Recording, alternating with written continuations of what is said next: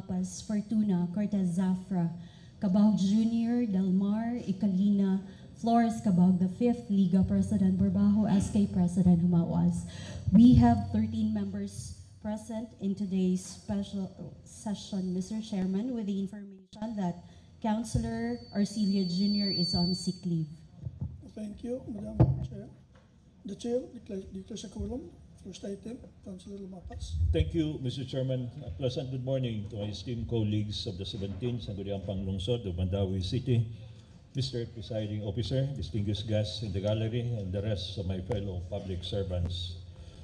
Mr. Chair, to adopt and to declare as a state of calamity item number 3.0.0. I so move, Mr. Chair. Motion by Councilor Lumapas to adopt item 3.0.0. Seconded by Councilor Fortuna. Yes, Councilor Fortuna. Yeah. Second, Mr. Chair. Any second? Seconded by Councilor Joel. Councilor Crawford. Seconded in mass. Councilor.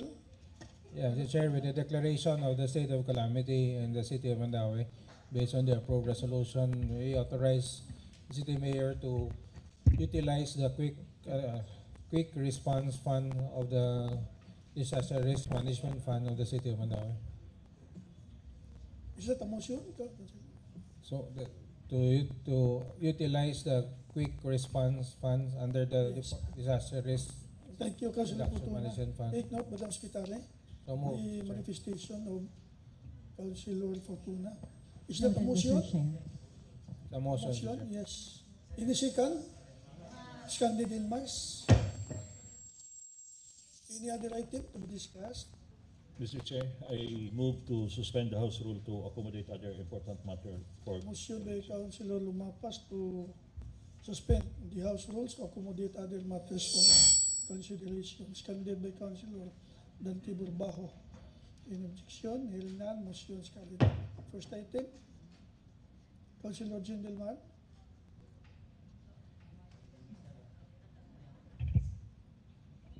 Thank you, Mr. Chair.